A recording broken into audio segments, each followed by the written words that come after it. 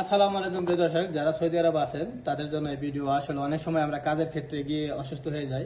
তো অনেক মানুষ কিন্তু ভাষা জানে না, ফলে কিন্তু তারা এই ভাষা না জানার কারণে চিকিৎসা করতে পারে না বা চিকিৎসা করতে যায় না।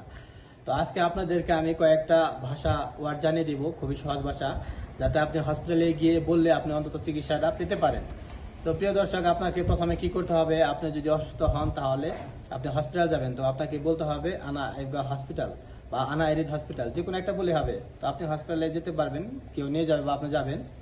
তো হসপিটাল যাওয়ার পর আপনি কি বলবেন ডাক্তারকে? হয়তো আপনি চিকিৎসা করতেছেন, বলবেন যে আনা এফগা এলাস, আনা এফগা এলাস। যদি এরকম বলেন তাহলে ওনারা বুঝতে পারবো যে আপনি চিকিৎসা করাতে চাচ্ছেন বা ডক্টর এসে আপনাকে দেখবে।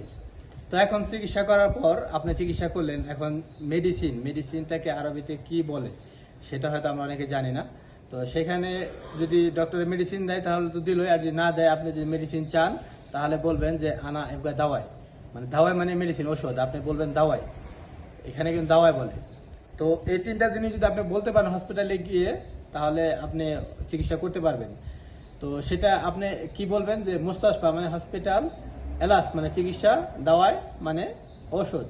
এই তিনটা বলে আপনি আপনার কাজ চালাতে পারবেন। তারপরে যদি আপনার অসুস্থ বলতে আপনি যদি জ্বর থাকে, অন্যান্য অসুখ থাকে, সেটা এখন আপনি হিন্দি, বাংলা, ইংলিশ যেটা পারেন সেটাতে মিলিয়ে চালানোর চেষ্টা করবেন।